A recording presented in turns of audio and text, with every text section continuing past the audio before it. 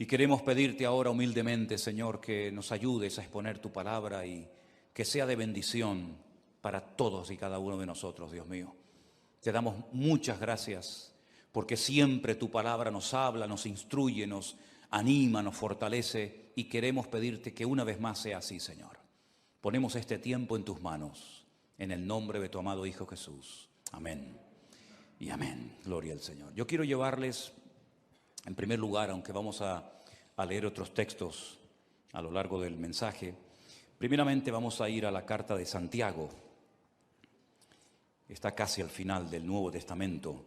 Es una carta muy bonita, donde él habla muy claramente todos y cada uno de los temas que él trata.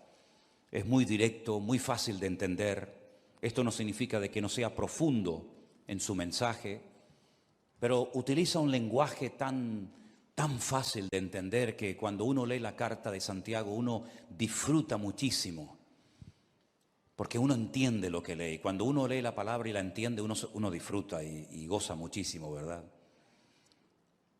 Él habla de muchos temas a lo largo de esta carta y parece ser que con los ricos estaba un poco picado, ¿eh? A los ricos les habla muy fuerte, porque era una época en la que las clases sociales estaban muy bien diferenciadas y los ricos en aquella época pues afligían a los pobres e incluso algunos convertidos con mucha capacidad económica iban a las iglesias y pretendían que fueran tratados de una forma diferente, ¿no? En un trato preferencial, y eso ni al Señor le agrada y a Santiago pues lógicamente tampoco, ¿no? Y él habla mucho acerca de someterse a Dios, de buscar la sabiduría que viene de lo alto, porque también habla de una sabiduría terrenal, animal y diabólica. Pero habla de la sabiduría que viene de lo alto, la sabiduría que viene de Dios. Que dicho sea de paso, él dice que si algún hermano en algún momento de su vida necesita sabiduría, porque no sabe qué hacer, pues que la pida el Señor. Pero cuando pida, que pida con fe, no dudando. Y el Señor dice que le dará la sabiduría necesaria para tomar la decisión o para hacer lo que le corresponda hacer. Habla acerca de la lengua, habla acerca de la importancia de las obras, toca muchos temas. Y en cierto sentido, alguien ha dicho, o algunos comentaristas han dicho, que tiene un estilo parecido a los proverbios del Antiguo Testamento, porque salta de un versículo a otro, tocando un tema, tocando otro tema, y a veces parece como que pierde el hilo, pero luego lo retoma. Es una carta muy interesante, es una carta muy bonita. Hay varias personas en el Nuevo Testamento que tienen el nombre de Jacobo o Santiago. El Señor Jesucristo tenía un hermano que se llamaba Santiago. Estaban Santiago los hijos de Zebedeo, estaban Santiago los hijos de Alfeo. Hay varias personas que reciben este nombre. Y en el capítulo 4, él toca un tema que a mí particularmente me ha llamado muchísimo la atención. Y ahora les voy a decir por qué, cuando terminemos de leer la porción. En el capítulo 4 de Santiago, desde el versículo 13 en adelante, la palabra de Dios dice así: Vamos ahora, los que decís, hoy y mañana iremos a tal ciudad, y estaremos allá un año, y traficaremos, y ganaremos. Cuando no sabéis lo que será mañana, porque ¿qué es vuestra vida? Ciertamente es neblina que se aparece por un poco de tiempo y luego se desvanece. En lugar de lo cual deberíais decir, si el Señor quiere, viviremos y haremos esto o aquello. Pero ahora os jactáis en vuestras soberbias. Toda jactancia semejante es mala. Y al que sabe hacer lo bueno y no lo hace, le es pecado. ¿Cuántos dicen amén? Si algo creo que todos hemos aprendido en este último año, es que eso de hacer planes a largo plazo, como que ya no va. Ya todo es a corto plazo. Hemos visto que el mundo cambia de un día para otro con una rapidez tremenda. Hemos visto cómo la economía, las familias, las naciones, todo cambia con una rapidez tan brutal que eso, ya digo, de hacer planes a largo plazo, pues como que ya no va con nosotros. En aquellos tiempos de la Biblia en los que se escribió esta carta, el Imperio Romano no paraba de conquistar nuevas tierras. Y cuando conquistaba nuevos territorios, Roma tenía la costumbre de levantar nuevas ciudades y de invitar a la gente alrededor o de otras naciones a que fueran a vivir a esas ciudades. Y muchos judíos iban, porque el Señor les dio a ellos la capacidad de hacer negocios y de ganar dinero. Y muchos judíos iban a esas ciudades recién inauguradas para empezar una vida nueva. Y hacían planes, sobre todo con el objetivo, con la intención de ganar dinero, de hacerse ricos rápidamente, porque montarían el primer negocio de lo que fuera y lógicamente la gente tendría que recurrir a él para comprar lo que fuera.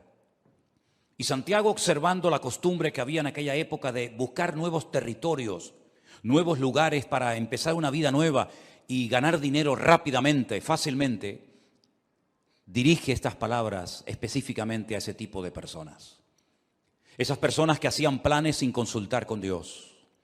Esas personas que hacían planes a largo plazo y no metían a Dios en sus planes, sino que tenían como una especie de agenda, pero Dios no aparecía por ninguna parte.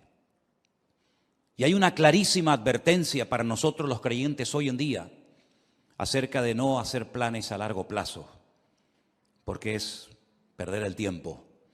Y sobre todo cuando no consultamos con Dios, podemos correr graves peligros. ¿Qué es la vida? Es el título del mensaje de hoy. Santiago dice que la vida es como una neblina que aparece por un poco de tiempo y cuando te das cuenta se ha desvanecido y se ha ido para siempre. La semana pasada fui a un tanatorio a darle la despedida a un hermano mucho más joven que yo, que tuvimos la oportunidad de conocerlo con 14 años y llevarlo a los pies de Cristo, y por un tumor que tenía en su cabeza, pues ya en este momento no está entre nosotros, sino que está en la presencia del Señor. Y algunos de ustedes lo conocieron, porque durante algún tiempo fue el batería de esta congregación, de esta iglesia, nuestro hermano Santi, que partía a la presencia del Señor la semana pasada. Y uno dice, Señor, una persona joven, una persona tan noble, ya no está entre nosotros, ¿verdad? La última vez que lo vi, me lo encontré en un centro comercial junto con su esposa. Nos saludamos y me pidió allí en el pasillo de ese centro comercial que orara por él. Y esa fue la última vez que lo vi. Y la próxima vez cuando supe algo de él es que ya no estaba entre nosotros. Y uno se queda como sorprendido, ¿verdad? Lo rápido que le pasó la vida a este hermano. Pero esta semana, una hermana desde Bélgica, un matrimonio precioso con su niño, que han viajado en varias ocasiones con nosotros a Israel, me mandaba un WhatsApp pidiéndome oración por su marido, que necesitaba urgentemente un milagro en su vida.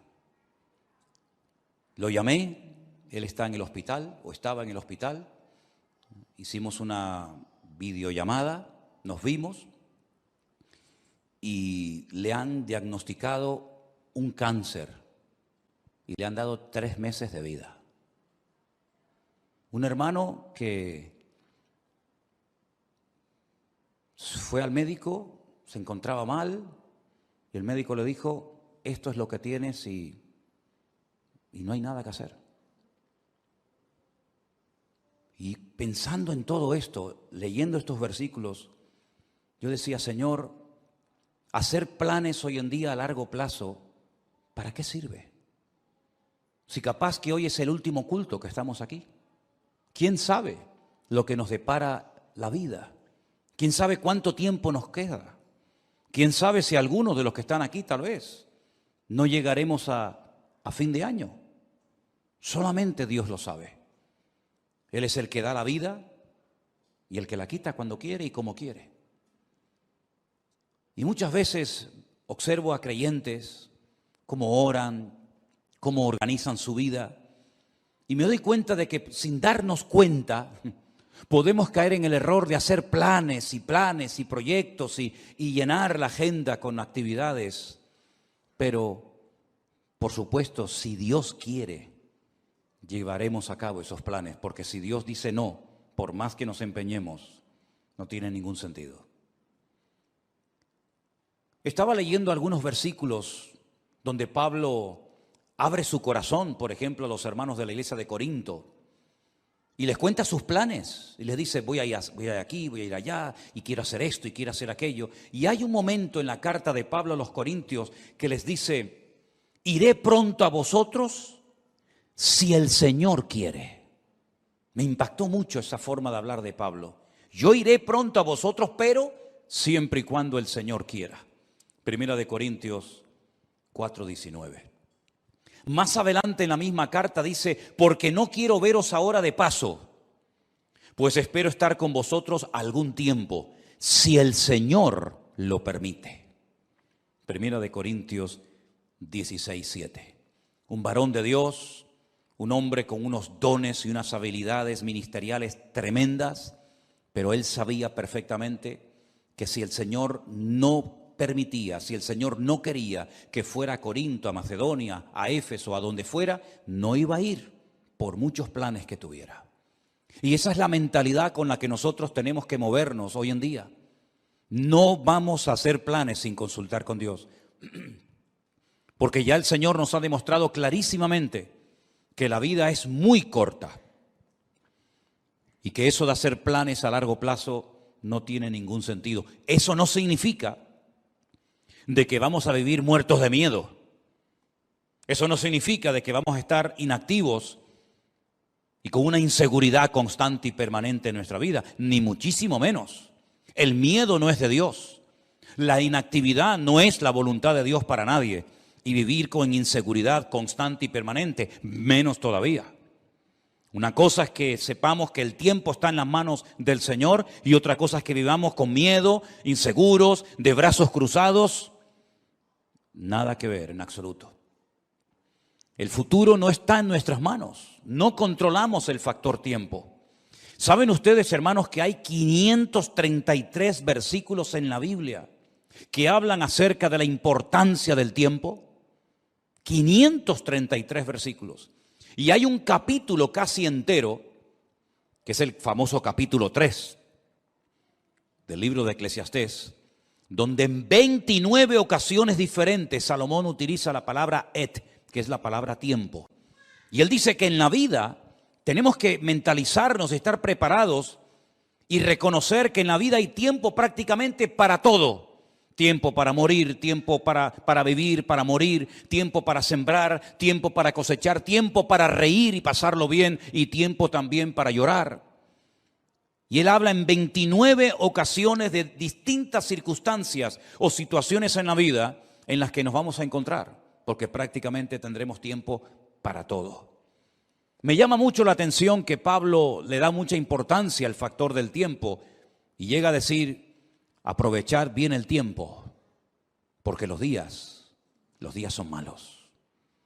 También Salomón en esos proverbios, tantos que escribió, hay uno que aprendí hace muchos años que es el 27:1, que dice, no os jactéis del día de mañana, porque no sabes qué traerá de sí el día.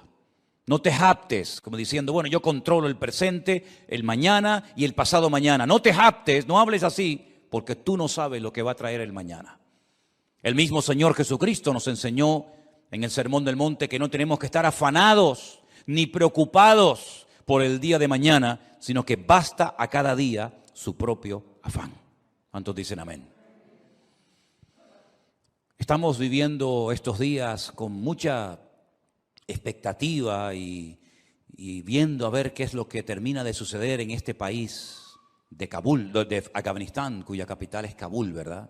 Donde hay una especie de calma tensa. Cualquier cosa puede ocurrir en cualquier momento. Fíjense la cantidad de miles y de miles de personas que están desesperadas, tratando de salir como sea de ese infierno. Y creo que fue ayer o antes de ayer, Un terrorista suicida se metió en medio de esa multitud y se explotó y murieron 170 personas. Personas que jamás en la vida se les hubiera ocurrido que estando en aquel lugar esperando un avión, una salida, ese iba a ser el último día de su vida. Incluso algunos soldados que estaban ya a punto de salir para su país también perdieron la vida. No somos dueños de la vida. No somos dueños del mañana. Y por eso cada uno de nosotros tenemos que partir de la base de que lo que tengamos que hacer, hágalo pronto, antes de que sea demasiado tarde. También Salomón, que era un hombre que reflexionaba y meditaba sobre tantas cosas, en su libro de Eclesiastés dijo: acuérdate de tu Creador antes de que vengan los días malos, antes de que pierdas la visión, antes de que vengan los dolores, antes de que te quedes ciego, antes de que te vengan los problemas y de la vida, antes de todo eso, acuérdate de tu Creador en los días de tu juventud. Tenemos al Señor presente en nuestros planes y en nuestros proyectos. Una vez escuché una entrevista que le hacían a un famoso cantante, donde decía que tenía su agenda llena para los próximos 5 o 6 años, si no recuerdo mal. Tener la agenda llena para los próximos 5 o 6 años. Y después vino el COVID y todo eso, y seguramente su agenda la tuvo que tirar a la basura. Yo no sé si tú llevas una agenda y unos planes y unos proyectos y unos sueños, pero como no metas al Señor en esos sueños, planes y proyectos, ¿quién te asegura a ti de que vas a poder cumplir con todos tus sueños y con todos tus objetivos? Por eso siempre le digo a la gente: ¿has orado y has consultado con Dios lo que has decidido hacer? ¿O simplemente te has limitado a informar a tus padres, informar a la iglesia, informar a Dios de lo que tú ya en tu corazón has decidido hacer? Esa es una mala costumbre. Por eso Santiago dice que el que sabe hacer lo bueno y no lo hace, está pecando. Y pecamos cuando informamos a Dios de los planes que ya hemos decidido llevar a cabo. Esa no es la actitud de un cristiano maduro. La actitud de un cristiano maduro que quiere agradar a Dios tiene que ser: Señor, esta es tu voluntad. ¿Quieres que haga esto? ¿Quieres que me dedique a esto? ¿Quieres que me quede aquí? ¿Quieres que me vaya para allá? En otras palabras, Señor, no quiero forzar circunstancias. No quiero que respaldes mis planes si no coinciden con tus planes. Que no se haga nunca nuestra voluntad, sino la de Dios en nuestras vidas. ¿Cuántos dicen amén? La vida se pasa volando.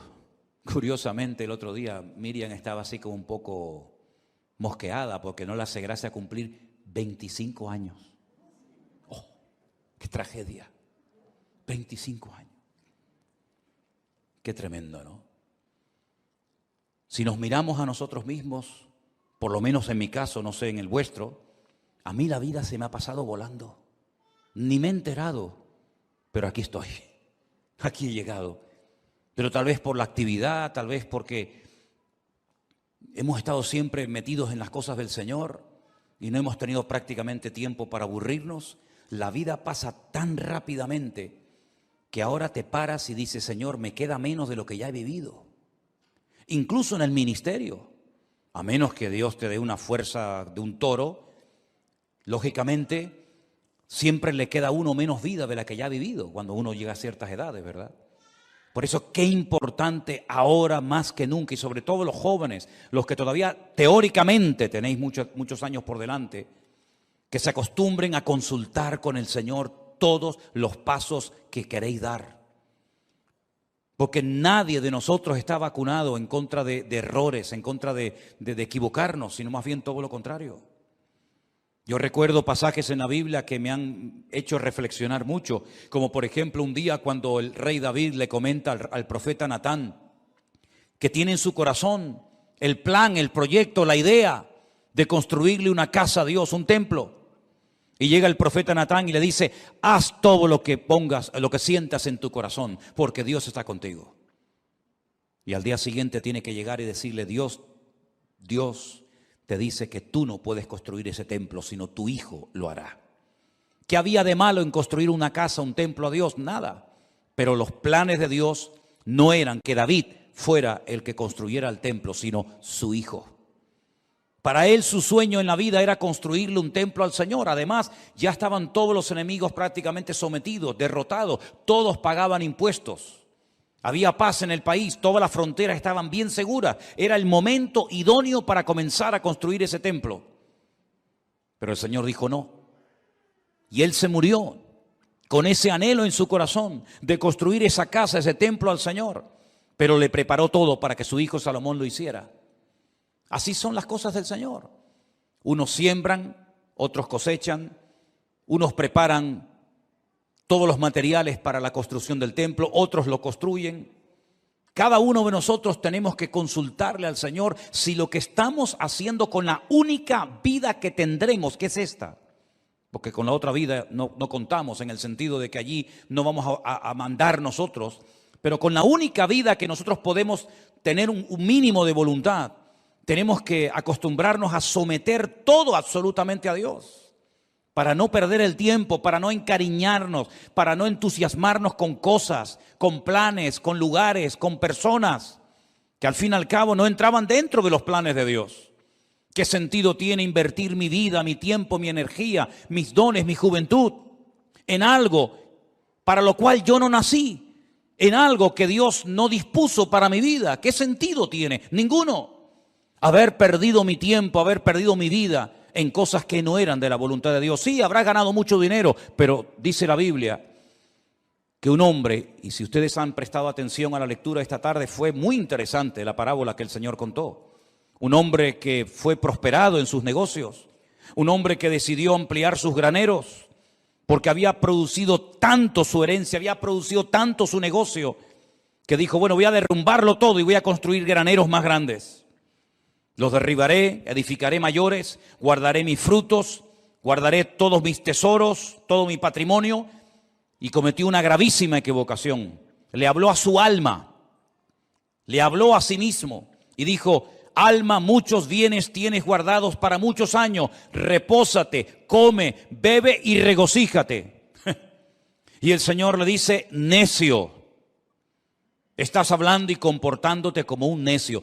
Tendrás dinero, tendrás mucho patrimonio, tendrás muchas cosas, pero eres un necio.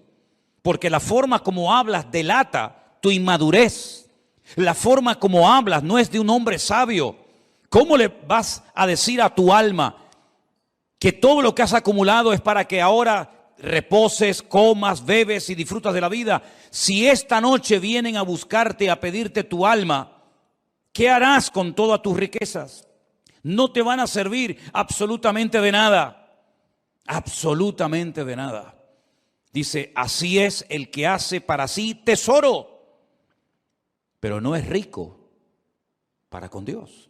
¿Estás atesorando en Dios o estás atesorando para este mundo pasajero y efímero, que es como neblina que pasa rápidamente? Cuando uno observa a las personas del Antiguo Testamento, sobre todo al principio en el libro del Génesis, la cantidad de años que vivían, llegando a edades tremendas, como por ejemplo la del famoso Matusalén, que parece que no se moría nunca, ¿verdad? 100, 200, 300, 400, una barbaridad de años. Pero al final, por muchos años que vivieron, todos y cada uno de ellos murieron y partieron a la presencia de Dios. Y por muchos años que podamos vivir en este mundo, tarde o temprano tendremos que reconocer que en este mundo estábamos de paso. Tuvimos el privilegio de haber conocido a Cristo y de haber aceptado a Cristo como nuestro Señor y Salvador personal, de haber entendido el Evangelio. Pero no solamente eso es importante, sino una vez que yo me he convertido, lo cual no es fruto de la casualidad, sino del plan de Dios para mi vida, como aquel sabio hombre, tenemos que decirle al Señor, y ahora que soy salvo, ahora que he entendido el Evangelio, cuando hay millones y millones de personas en el mundo que no saben ni quién eres, jamás en la vida han tenido una Biblia en la mano, y yo dentro de toda esa multitud enorme de personas te he conocido, he entendido la palabra, tengo la Biblia conmigo cada día. ahora, ¿qué quieres que yo haga? Porque sería absurdo y necio por nuestra parte pensar que me he convertido para nada. Simplemente para no irme al infierno, simplemente para ir a la presencia del Señor. Y el tiempo desde que me convertí hasta que vaya a la presencia del Señor, ¿qué hago? Puede ser que en algunos casos algunos tienen que seguir haciendo y dedicándose a lo que hicieron antes de convertirse, no digo que no. Pero por ejemplo el apóstol Pablo o Saulo de Tarso recién convertido tuvo el valor de preguntarle al Señor, ¿qué quieres que haga? Porque teóricamente, lo humanamente, lo lógico hubiera sido volver a Jerusalén, contarle a los que te enviaron que tuviste una experiencia que te cambió la vida y seguir con tu tradición, con tu ley, con tu mundo de rabino, etcétera, etcétera. Pero fue valiente y se atrevió a decirle a Dios, ¿y ahora qué quieres que haga? Y el Señor le dijo, entra en la ciudad y se te dirá lo que debes de hacer. No le habló un ángel, no le habló Dios con una voz audible revelándole el plan para su vida, pero Dios utilizó a un hombre fiel que estaba viviendo en aquella ciudad que se llamaba Ananías. Y Ananías fue, oró por él y le dijo, hermano Saulo, esto y esto es lo que Dios quiere que hagas con tu vida. ¿Tú has tenido esa segunda experiencia? ¿O has tenido solamente la experiencia de haber nacido de nuevo? Gloria a Dios por ella. ¿O has tenido la segunda experiencia de decir, no solamente me convertí, sino que además esperé en el Señor y el Señor me reveló cuál era su voluntad para mi vida? Yo sí la tuve, tanto la primera como la segunda. Le dije una noche al Señor, muy joven, ¿qué quieres hacer con mi vida? Y Él puso en mi corazón y las puertas se me abrieron y las circunstancias se dieron para que yo me preparara.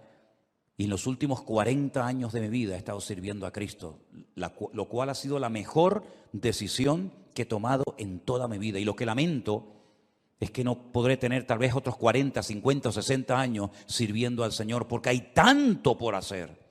Hay tantas vidas que aún no han conocido a Cristo. Hay tanta palabra que aún queda por enseñar. Pero gloria al Señor que en la Biblia vemos que uno moría y Dios automáticamente levantaba a otro. Me imagino que para el pueblo de Israel habrá sido una tragedia, una pérdida tremenda el haber perdido a Moisés, porque además ni pudieron enterrarlo, porque se fue una mañana a orar al monte y nunca más volvió, porque dice que Dios lo enterró y nadie sabe dónde Dios lo metió. Y me imagino que algunos habrán dicho, ¿y ahora qué hacemos? El Señor levantó a otro hombre llamado Josué. Amén, hermanos. Y Josué terminó la tarea que Moisés no pudo acabar, que era la de introducir al pueblo de Israel en la tierra prometida y después distribuir la tierra proporcionalmente a todas y a cada una de las tribus de las familias. Y cuando muere Elías, aquel hombre valiente, aquel hombre que Dios usó tanto, alguien habrá dicho, bueno, ¿y ahora? ¿Ahora cómo Dios nos va a hablar si no hay nadie? Claro que había alguien. Dios levantó a un Eliseo. La tragedia fue que cuando murió Eliseo no hubo otro que se levantara como él. Y hoy en día tenemos que partir de la base de que nos complementamos los unos a los otros. Y uno llega hasta un punto y el otro sigue de ese punto al siguiente y así sucesivamente. Y tenemos que pedirle al Señor, Señor, ¿para qué me has traído a este país? ¿Para qué me has traído a esta iglesia? ¿Por qué he conocido este ministerio? ¿Por qué te he conocido a ti? El otro día paseando por la calle, oía a algunas personas hablar y conversaciones y yo decía, Señor, no sé cómo hoy en día hay gente que es capaz de vivir sin Dios. Vidas huecas, vidas vacías, no tienen tema de conversación, siempre hablan de lo mismo. Pones la televisión y llega un momento que dices, Dios mío, me siento como un bicho raro. Todo lo que oigo es como en otra frecuencia completamente diferente a la que nos tenemos que mover los creyentes.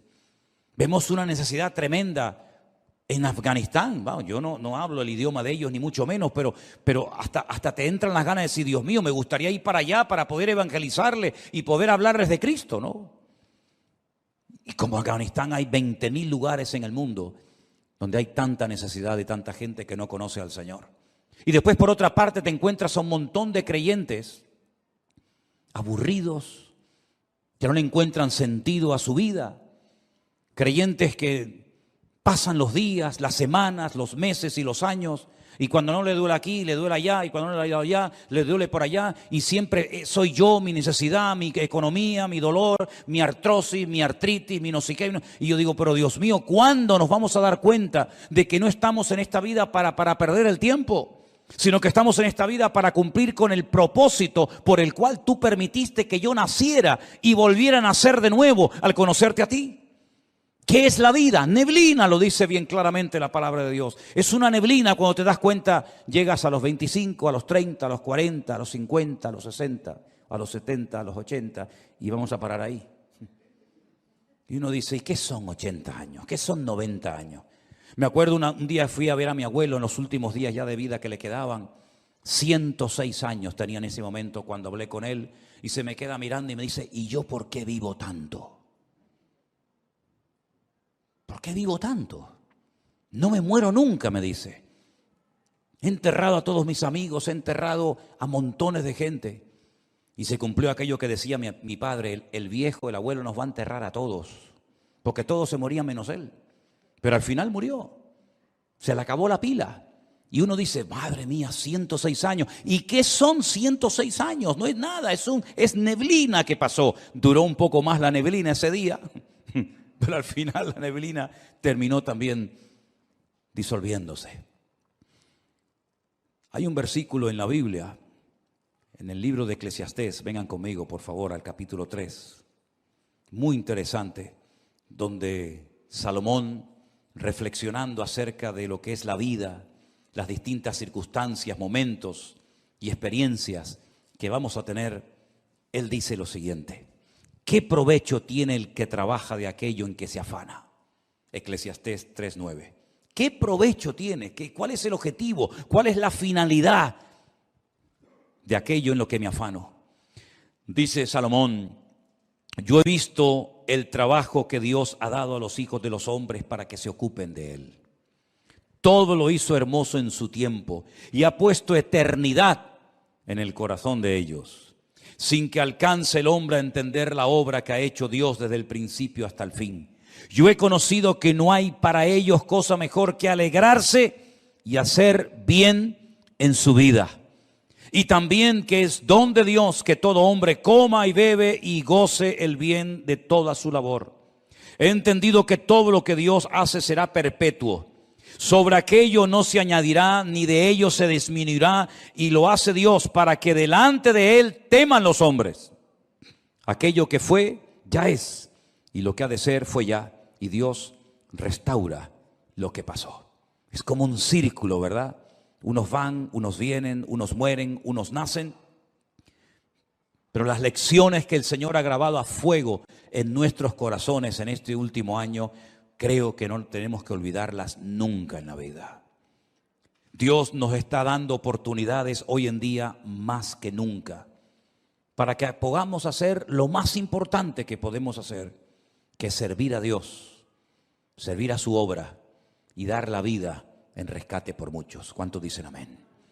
Nadie de los que están aquí en esta tarde que ha conocido el Evangelio tiene por qué sentirse inútil, que no sirve para nada, que no está capacitado, que no sabe. Déjense de excusas, hermanos. Todos y cada uno de los que estamos aquí hemos sido llamados específicamente por el Señor. Primero para que le conociéramos a Él. Pero ya le conoces, ya está, gloria a Dios. Ahora cada día nos esforzamos, leemos la palabra, estudiamos, oramos, nos congregamos. Eso es normal en la vida de cualquier creyente, el crecimiento, el desarrollo, la madurez, ¿verdad?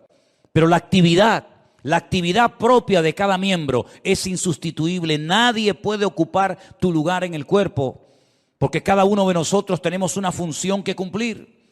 Y la Biblia dice que una iglesia sana es cuando cada miembro reconoce para qué está en ese cuerpo, cuál es su función y cuál no es su función. A veces veo gente que se quiere dedicar a lo que Dios no lo ha capacitado, en vez de dedicarse y ocuparse a lo que Dios sí le ha capacitado. No tienen que imitar a nadie, no tienen que frustrarse diciendo, a mí me gustaría cantar o predicar o hacer o ser como aquella otra persona. No, porque no es así como tenemos que movernos en el reino. Tenemos que decirle al Señor, Señor, ¿cuál es mi función? Y dice la Biblia que hay miembros en el cuerpo que parece que no sirven para nada, pero a la hora de la verdad son a veces los más necesarios. Y hoy en día necesitamos un ejército de hombres y mujeres que pasen tiempo orando a Dios.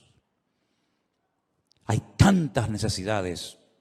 Una de las cosas que más me golpea el alma cada día es cuando recibimos cientos de peticiones de auténticas tragedias. De niños que se están muriendo, de familias destrozadas, de gente que le han diagnosticado un cáncer, de gente que se encuentra, y es todos los días, peticiones y peticiones y peticiones. Y necesitamos un ejército de personas que tomen conciencia de la realidad del mundo espiritual. El mundo espiritual está cambiando de una forma galopante, tremenda. Y espero equivocarme en lo que voy a decir. El tiempo lo dirá. Pero probablemente cambios aún más brutales, más bruscos que los que hemos experimentado en este último año están en el horizonte. Desde hace años, simplemente para ponerles un pequeño ejemplo, desde hace años Israel viene advirtiendo al mundo del peligro de que una nación árabe se haga con armas atómicas. No hay ninguna nación árabe hoy en día en el mundo que disponga de armamento nuclear, ninguna. Pero hay una que Israel viene años diciendo están preparándose para tener su armamento nuclear, y me refiero concretamente a Irán, la antigua Persia. El Estado Mayor del Ejército de Israel acaba de anunciar hace unos días algo que muchas veces no aparece en los medios de comunicación, que en menos de 2 meses se calcula que Irán ya puede tener su armamento nuclear preparado y dispuesto. ¿No les ha sorprendido la velocidad y lo rápido con lo que están saliendo los soldados norteamericanos, por ejemplo, de Afganistán, donde han estado 20 años? ¿Por qué tanta prisa? ¿Por qué tanto apuro? Parece que hay que salir ya. ¿No lo podían haber hecho hace años de una forma más escalonada, mejor organizada? ¿Por qué tanto prisa? Porque Estados Unidos no puede permitirse el lujo de tener a 400,000 soldados en un país haciendo prácticamente nada, sabiendo lo que se viene encima. Israel se está preparando para atacar Irán. No puede esperar que Irán le ataque, porque si Irán le ataca, lo destruye. Israel tiene que pegar primero para no ser destruida. Si en los próximos meses, como se comenta, Israel decide atacar Irán porque sabe que le queda poco tiempo, menos de 2 meses, para decir vamos a por ellos, el mundo va a cambiar completamente. Por eso cuando veo a creyentes hablando de vanidades, de modas, de cosas ridículas y absurdas, yo digo, pero no son conscientes de la que se nos viene encima. Si este hecho, que espero que se dilate en el tiempo, se va a llevar a cabo en los próximos meses, nuestra vida va a cambiar para siempre. Y puede ser el inicio perfectamente de una tercera guerra mundial, donde se van a utilizar una serie de armas que no se han utilizado jamás, y donde los bloques bien posicionados, los chinos, los rusos, los árabes, Occidente, Oriente, ya cada uno sabe dónde colocarse y qué fichas mover en el tablero. Por eso lo que tengamos que hacer, queridos hermanos, vamos a hacerlo pronto, porque el tiempo se acorta y no hay tiempo que perder. Y la palabra del Señor nos enseña que Cristo viene pronto, pero antes de que el Señor venga, dará un tiempo de gracia para que el hombre conozca el Evangelio. Pero dice, ¿cómo creerán si no hay quien les predique? No tenemos que decir que no ha habido personas que se han convertido, vamos a decir, entre comillas, solas. Sí, hay algún caso por ahí, sí. Alguna persona que se compra una Biblia, que viene a una iglesia, sí, pero son los menos. El sistema de Dios es que la iglesia se ponga las pilas y predique el Evangelio a tiempo y fuera de tiempo. Y la Biblia dice que antes de la venida del Señor habrán una serie de señales que ya se están dando y que probablemente muchos de nosotros las veamos, y por lo tanto ya no hay tiempo que perder. Sé sabio con la utilización de tus recursos económicos.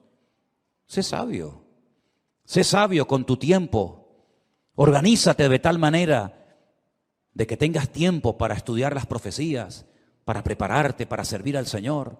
Y mira, y cualquiera, sea pastor o no sea pastor, lleves un año, lleves poco tiempo, cualquiera puede ir a una librería cristiana y comprar 100, 200 Nuevos Testamentos, Biblias, y salir por el barrio un día y regalárselas a esos jóvenes que están ahí en la calle, o al señor este que está en el bar que saludas todos los días. Cualquiera de nosotros puede acercarse a una persona y decirle, oye, mira, quiero regalarte algo que te va a venir muy bien, un libro, una Biblia, un Nuevo Testamento, invitarlo un día al culto, darle una tarjeta, que hay cientos de tarjetas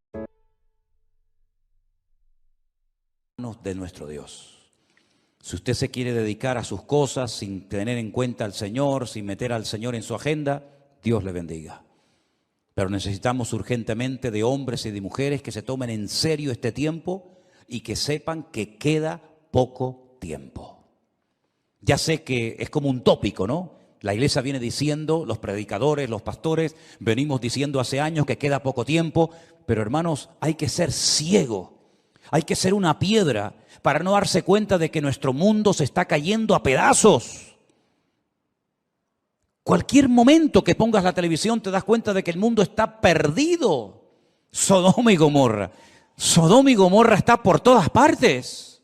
Las presiones, las tentaciones, la manipulación, etcétera, etcétera, que está viendo en nuestro tiempo, jamás en la historia lo habíamos vivido. De hecho, hasta la gente, si se han dado cuenta, hasta la gente ha cambiado. Yo hablo con gente prácticamente cada día y noto que la gente ha cambiado. Antes podías dialogar, hasta discutir de religión, discutir de Dios, discutir de Biblia, pero están como cauterizados, como robotizados.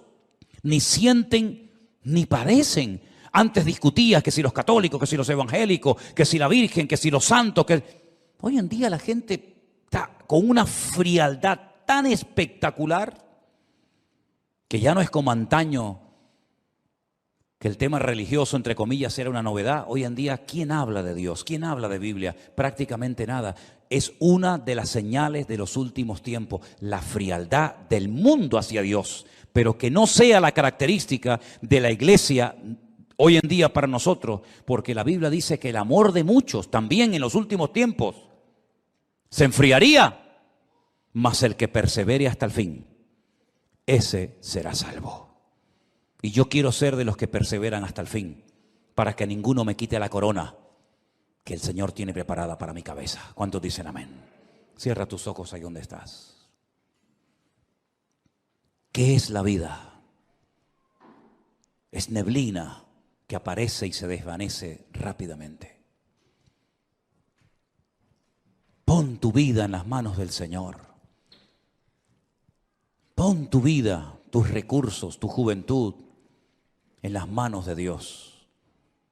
Y te vas a dar cuenta de que no hay tiempo ni para estar desanimado, ni para estar triste, ni siquiera ni para pecar. No hay nada mejor que estar activo en las cosas del Señor. Si tu cabeza está todo el día pensando en lo material, todo el día pensando en lo económico, tienes un grave problema, querido hermano y hermana. Tienes un gravísimo problema. Si lo material te absorbe, si lo material te quita el sueño, si lo material te preocupa, quiere decir que no estás ocupado en las cosas del reino. Porque cuando uno está ocupado en las cosas del Señor, no está preocupado por nada ni por nadie. Y los tiempos en los cuales el Señor ha decidido que tú y yo vivamos son tiempos diferentes, muy parecidos a los tiempos de Noé, de violencia por todas partes, donde padres matan a sus hijos, donde se oyen pecados terribles,